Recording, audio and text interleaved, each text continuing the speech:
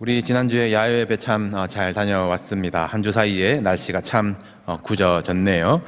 앞으로 또 두어 달 사도행전과 또 연결되는 서신서를 중심으로 이 복음과 교회에 관한 새 시리즈를 나누고자 하는데 이미 지난주에 시작은 했습니다. 보통 2차 전도 여행이라고 부르는 바울의 첫 담임 사역, 복음이 드디어 유럽으로 그 첫 도시 빌립보에 도착을 한 장면인데, 바울과 그의 팀이 야외 예배 갔었던 이야기를 지난주 나눴었죠. 우리가 밖에서 조금 산만하게 들었던 내용들을 잠깐 정리하고 이어가면 좋겠습니다.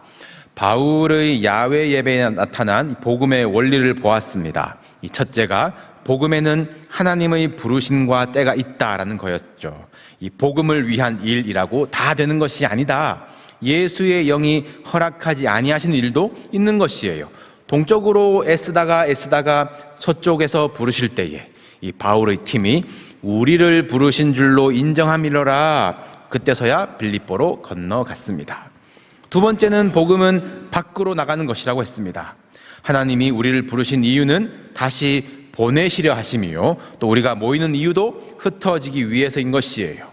바울의 팀도 이 빌립보라는 이 마게도냐의 수도에 어떤 전략적인 본부를 먼저 짓는 것이 아니라, 또 안으로 오라 와라 모여라 한 것이 아니라 강가로, 밖으로, 야외로 나갔지 않습니까? 그리고는 복음의 세 번째 원리, 만났다. 유대 남자들이 이 강가에 앉아있는 이방 여자들을 만난다, 말을 건넨다, 그것은 머리로는 절대 안 되는 일이었습니다. 나랑 안 맞다 싶은 사람도, 생각으로는 저 사람 안 된다 싶은 사람도 만나는 것이에요. 복음 안에서 만났을 때에 하나님의 일이 드러났습니다. 복음의 네 번째 원리는 집으로 향한다였어요. 그 강가에서 만났던 루디아에게 복음을 전하고 또 집으로 가서 온 집이 세례를 받고 함께 유하고 머물렀던 그 집이 바로 빌립보 교회가 되었습니다. 이 1, 2, 3, 4 이렇게만 하면 사역도 참 재밌을 것 같아요. 오늘날도 선교지에서 특별히 누릴 수 있는 어떤 복음의 역동 아니겠습니까? 그런데 이 복음이 역사하는데 원수가 가만히 있지 않죠. 부르심에 반응하지 못하게 하고, 나가지 않게, 흘려보내지 않게 쥐고 있게 만들고, 만나는 사람만, 마음 맞는 사람만 울타리를 높이고, 또 집을 흔드는 것, 이 복음의 원리 반대로 역사하는 것이 바로 원수의 방해입니다. 그 방해가 이 바울이 야외 예배에 다녀온 후에 바로 일어나거든요. 바울과 일행이 길에서 이 점치는 귀신 들린 여종을 만났다고 합니다. 이 여종이 귀신같이 맞춥니다. 하는 말이, 이 사람들은 지극히 높은 하나님의 종으로서 구원의 길을 너희에게 전하는 자라 라고 맞췄어요. 어떻습니까? 정말 맞는 말이죠. 여종이 여러 날을 이렇게 말했다고 해요. 저는 이 말 들으면 좀 뿌듯할 것 같은데, 내심 좋을 것 같은데요. 용하다는 점쟁이가 알아보는 하나님의 종, 좀 전도 효과 있지 않겠습니까? 옛날에 우리가 무용담 중에 예수 믿는 사람은 무당도 알아보고 막 굿이 안 된다고 막 어딨냐고, 예수 믿는 사람 어딨냐고, 그런 무용담 한 번쯤 들어보셨을 텐데, 이 점쟁이가 저기 지극히 높으신 하나님의 종, 구원의 길을 전하러 왔다라는 그 외침이 좀 좋을 것 같은데, 바울은 이 말을 듣는 것이 심히 괴로웠대요. 성경 구절 빗대고 주여 주여 한다라고 해서 다 기쁜 소식이 아닌 겁니다. 사탄은 광명한 천사라고 위장한다라고 했어요. 광명한 천사가 사탄이에요. 귀신이 전하는 메시지, 귀신이 부르는 소명도 있는 거예요. 바울은 분별했습니다. 여종과 귀신을 분별하죠. 지극히 높으신 하나님은 귀신의 소리가 아니라 여종의 입술로 고백되어져야 하는 것입니다. 바울이 돌이켜 귀신에게 이르되, 여종에게 이른 것이 아니죠. 귀신에게 이르되, 예수 그리스도의 이름으로 내가 네게 명하노니 그에게서 나오라. 바울은 예수님의 이름으로 여종을 지배하고 있던 그 귀신을 쫓아내고 여종을 자유하게 합니다.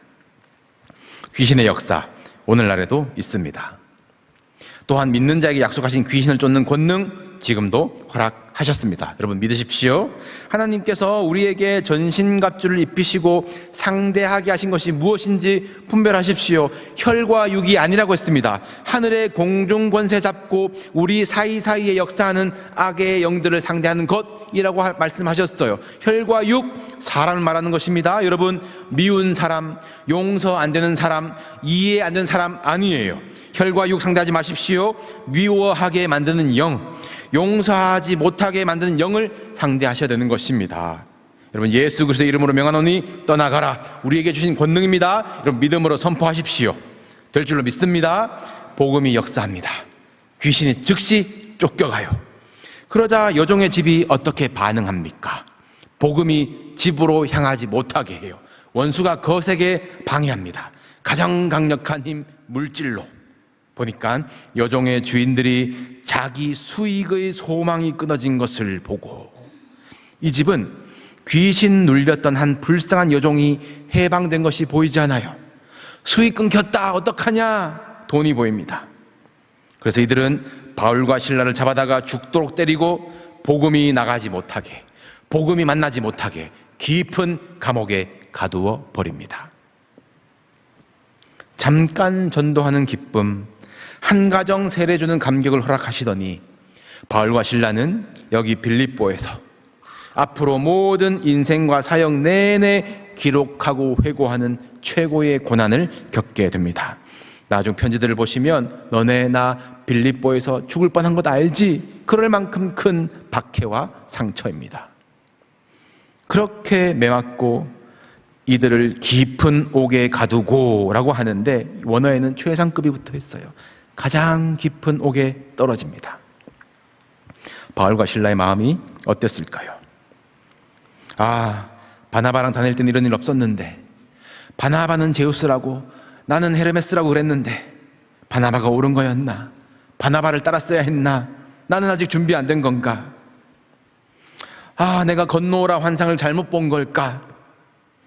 내가 요정쯤은 귀신의 고통받든 말든 무시하고 지나쳤어야 했나? 너무 힘든 밤입니다. 가장 깊은 감옥, 그곳은 세상의 가장 밑바닥이고요, 소망을 잃어버린 죄수들만이 있는 곳입니다. 복음이 이제는 나가지도 만나지도 집으로 향할 것 같지도 않습니다. 사방으로 우겨쌈을 당한 것 같은 그곳에서 한밤중에 복음이 새어나가기 시작합니다. 바울과 실라가 기도하고 하나님을 찬송하며 죄수들이 듣더라. 매맞아도 갇혀도 결박당해도 복음은 기도와 찬송을 통해서 내 안에서 밖으로 나갑니다. 감옥문 틈으로 돌문을 비집고 벽을 넘어서 찬송은 흘러갑니다. 그리고 죄수들을 만나는 것이에요. 이전까지 바나바를 따라다녔던 바울의 사역은 이 성경에 하나님에 대해서 가르쳤다, 변론했다, 반박했다라고 나오는데, 여기서 깊은 감옥에서 처음으로 바울이 하나님을 찬송하며, 거기서 세상 가장 밑바닥 절망적인 곳에서 바울과 실라가 하나님을 높입니다. 하나님은 바울을 가장 낮은 곳으로 보내셔서 환난 중에 기도하게 하시고, 그럼에도 하나님을 높이며 찬송하게 하셔서 그 찬송이 벽을 넘어가게 하시고, 그곳에 어둠에 앉아있는 소망 잃어버린 자들에게 듣게 하시려고 바울을 거기 가게 하신 것이에요. 깊은 옥으로 하나님의 부르심입니다. 그렇게 거기서 바울이 하나님을 찬송할 때에 바울을 결박하고 있던 것과 바울의 감옥문이 열렸습니까? 그 이상이지요. 오늘 말씀을 보시면 문이 곧 다 열리며 모든 사람의 매인 것이 다 벗어진지라. 바울은 복음의 능력을 경험합니다. 갇힌 모든 자들을 자유하게 하는 복음의 능력을 몸으로 경험한 것이에요. 바울이 이렇게 복음의 능력을 경험하면서 사역의 차원이 바뀌는 계기가 바로 이곳 깊은 옥이었습니다. 감옥이 문이 열렸습니다. 흉악 죄수들을 포함한 모든 사람의 사슬도 함께 매인 것이 풀어졌어요. 통제 불능이겠죠? 이 감옥의 간수도 이러면 죽는 게 뻔하니까 절망 가운데 자결하려 합니다. 바울이 탈옥하는 게, 살아남는 게 목적이라면 지금 그냥 나가면 돼요. 얼른 도망쳐야죠. 그러나 바울의 목적은 이제 모든 사람에게 복음을 전하는 것입니다. 원수에게까지도요. 바울은 고민이 없습니다. 자결하려는 그 간수에게 크게 소리지르 이르되 네 몸을 상하지 말라. 우리가 다 여기 있노라. 다 여기 있대요. 한 사람이라도 탈옥했으면 그 이 간수는 죽어요. 베드로 탈옥했을 때를 보시면 거기 군인들 다 사형당했습니다. 바울은 나를 그렇게 때리던 간수, 그의 생명을 살리기 위해서 우리가 다 여기 있노라. 너는 죽지 않는다. 너에게 기쁜 소식이 있다. 우리가 다 여기 있다. 그 우리가 바로 교회의 탄생인 줄로 믿습니다. 사랑하는 성도 여러분, 우리가 다 여기 있는 이유가 무엇입니까? 내 매인 것, 내 꼬인 것 빌어서 풀어보려고 오셨습니까? 우리가 모여서 하나님을 찬송할 때에 모든 사람의 매인 것이 풀어지고 복음의 능력을 경험하고 또 한 생명을 살리기 위해서, 기쁜 소식을 전하기 위해서 우리가 여기 있는 줄로 믿습니다. 여러분, 우리가 온몸을 우겨쌈을 당해도 우리는 기도할 수 있습니다. 기도하면 된다 믿으시길 바랍니다. 매를 맞은 듯이 아프고 찢기고 깊은 옥, 인생의 어두운 바닥에 내쳐진 듯이 서러워도 우리는 찬송할 수 있습니다. 하나님은 어떤 상황에서도 높임 받으시기 합당하신 분이시기 때문입니다. 여러분, 찬송은 벽을 넘습니다. 찬송은 돌파합니다. 찬송은 문을 엽니다. 찬송은 결박을 끊습니다. 가르치고 설득해서 전해지는 것이 아니라 기도하고 찬송할 때에 가장 낮은 곳에서 전해지는 것이 복음이구나. 바울은 첫 도시 빌립보에서 배우는 것이에요. 잊을 수 없는 고난이지만 바울은 뭐라고 고백합니까? 고난도 내게 유익이니라. 앞으로 여정 가운데서 고난을 마다하지 않는 그의 힘이 이 깊은 옥에서 배워지는 것이에요. 간수가 무서워 떨며 바울과 실라 앞에 엎드립니다. 선생들이여, 내가 어떻게 하여야 구원을 받으리이까? 이 간수의 질문은 어떤 영혼 구원, 하나님 나라에 대한 질문이 아니에요. 선생님, 지금 이대로면 나는 로마법에 의해서 사형당하게 생겼는데, 문제가 터져버렸는데 어떻게 하면 수습을 하고 목숨 부지를 할 수 있을까요? 이 문제를 어떻게 할까요? 질문입니다. 바울은 문제 해결을 알려주죠. 더 중요한 구원을 말합니다. 말하기를 주 예수를 믿으라. 그리하면 너와 내 집이 구원을 받으리라. 이 복음은 다시 그 집을 향해 가기 시작합니다. 주 예수가 무엇일까? 간수는 그 말씀에 귀를 기울이지요. 그리고 간수가 그들을 집으로 데려다가, 누구를 데려갔을까요? 바울과 실라일까요? 이 헬라어 문법에는 단수가 있고 이 복수가 있고 좀 더 디테일하게 둘을 뜻하는 쌍수가 있습니다. 그런데 여기는 그들이 복수예요. 그럼 몇 명이겠습니까? 2명 이상이겠죠. 바울과 실라 외에 매인 것이 풀어진 모든 사람들을 데려가지 않았을까 추측해 봅시다. 그 죄수들을 집으로 모두 데려다가 간수가 때렸던 그 상처들을 씻어줍니다. 상처를 돌봐주며 내가 이 혈과 육을 미워하고 박했던 것을 회개했겠지요. 왜냐하면 이제 그가 세례를 받거든요. 회개하고 세례를 받는 것이니까요. 세례를 받고 음식을 차려주고 그와 온 집안이 하나님을 믿음으로 크게 기뻐하니라. 여러분 잘 보십시오. 간수가 기뻐한 시점이 언제입니까? 상황은 수습되지 않았어요. 문제는 그대로예요. 죄수들 여기 있으면 안 됩니다. 날 밝으면 간수는 사형이에요. 그러나 간수는 기뻐합니다. 세례를 받고 예수님이 주인이신 것을 알고 기뻐합니다. 하나님을 믿음으로 기뻐합니다. 그러자 어떻게 됩니까? 오늘 읽진 않았지만 직후의 내용들을 보시면 희한하게 바울과 실라들이 감옥으로 다시 들어가 있어요. 간수집에 갔다가 다시 제발로 감옥에 가서 묶어주세요 그럽니다. 감옥 문이 열리는 것만큼 신기한 장면 아니겠어요? 그리고 난데없이 정식으로 쟤네들 석방 명령이 떨어지는 것이에요. 문제가 이렇게 해결되는 겁니다. 여러분, 우리는 문제를 만납니다. 문제 앞에서 고민하고 문제 놓고 하나님께 기도합니다. 우리와 하나님 사이에 문제를 놓더라고요. 문제가 해결되면 기뻐합니다. 문제가 해결되지 않으면 씨름하고 고민하고 좌절합니다. 대다수의 경우에 죄송하지만 해결된 문제는 하나님과 상관없이 해결될 문제였고, 해결되지 않는 문제는 죽어도 안 될 것 같습니다. 왜냐하면 우리는 문제 앞에서 죽을 것 같지만 죽을 수 없거든요. 그러나 나와 하나님을 통해서 문제를 바라볼 때에 우리는 하나님으로 인하여 기뻐할 수 있습니다. 하나님 앞에서는 얼마든지 죽을 수가 있는 것이에요. 다시 살리시거든요. 그러면 문제는 하나님이 해결하신 줄로 믿습니다. 그 간증을 저 여러분은 경험해왔고 우리가 또 써내려가기를 원합니다. 바울은 문제 해결할 수 있었거든요. 나 로마 시민인데 그러면 끝나는 일이었습니다. 그러나 하나님의 부르심이 어디인가 깊은 옥으로 내려갔을 때에 복음의 능력을 체험하며 많은 영혼과 집을 구원하게 됩니다. 바울이 정식으로 석방되어서 감옥에서 나와서 다시 루디아의 집에 들어갔다가 곧 떠나요. 떠난 그 자리에는 빌립보 교회가 남습니다. 여러분, 바울 서신들을 아시죠?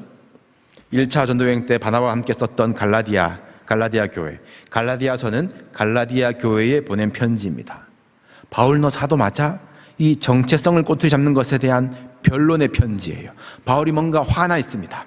출신이 뭐가 중요하냐? 나 사도 맞다. 내가 예수의 흔적을 가졌노라. 다시는 나를 괴롭게 하지 말라. 갈라디아서예요. 고린도 교회 들어보셨죠? 똑똑하고 돈 많은 사람 많이 모여가지고 어떤 일이 생겨납니까? 자꾸 파가 갈라져요. 파가. 나는 무슨 파니. 바울이 중재하는 편지입니다. 사랑하라. 골치가 아파요. 그런데 바울의 편지 중에 기쁨의 편지라는 별명을 가진 책이 있습니다. 내가 너희를 생각할 때마다 감사하고 기쁘다. 너희 안에 착한 일을 시작하신 이가 하나님이 너희 안에 착한 일을 시작하신 하나님을 찬양한다. 너희가 다 나와 함께 은혜에 참여하였다. 이것이 바로 빌립보 교회에 보낸 빌립보서입니다. 여러분, 빌립보 교회 교인이 누구였을까요? 기록되진 않았지만 확신컨대 돈은 많은데 이방인이자 여인인 장사꾼 루디아, 귀신 들렸었던 여정소녀, 흉악범 죄수들, 감옥 간수와 그의 가족, 유대인과 로마인들, 전혀 어울릴 것 같지 않은 이들이 모여 세운 교회. 그러나 복음의 능력을 경험한 교회, 우리가 다 여기 있다 말할 수 있는 교회, 다시 감옥으로 들어갈 수 있는 성도, 바울의 교회 중에 가장 건강한 교회였습니다. 기쁨의 공동체예요. 이것이 어떻게 가능합니까? 우리 아까 찬양 중에 읽어주셨는데 너희 안에 이 마음을 품으라. 곧 그리스도 예수의 마음이니. 예수의 마음을 품을 때에 저 이방 여인도, 저 로마 군인도, 저 흉악 죄수도, 저 귀신 들렸던 자도 우리가 교회가 될 수 있는 줄로 믿습니다. 교회를 교회되게 하는 것이 복음의 능력이에요. 여러분들에게 교회는 무엇입니까? 그저 한인 커뮤니티입니까? 교회 다닌다고 하면 조금 교양 있어 보일까요? 가족의 전통이라서 어쩔 수 없이 교회에 다니고 계십니까?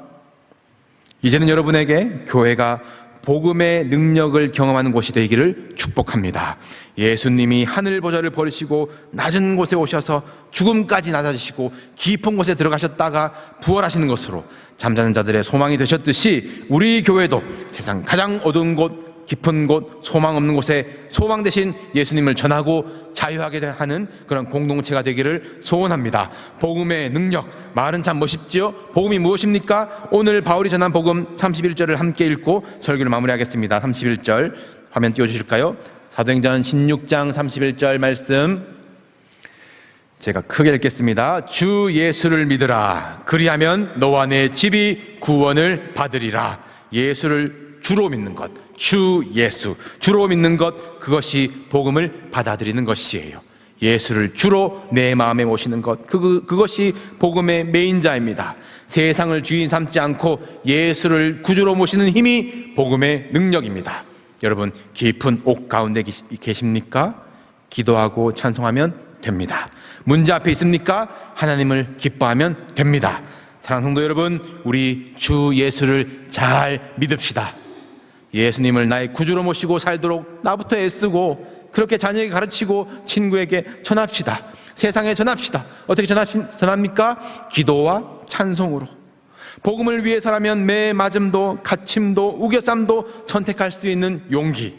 이후 바울의 고백, 내가 복음을 부끄러워하지 아니하노니 이 복음은 모든 믿는 자에게 구원을 주시는 하나님의 능력이 됨이라. 아멘. 하나님의 능력, 이 복음의 능력이 여러분의 삶에 진동되고 우리 교회와 가정에 영적으로 갇히고 눌리고 막힌 모든 것을 무너뜨리고 자유하게 하는 그것을 경험하시는 우리 성도님 되시기를 주님의 이름으로 축복합니다.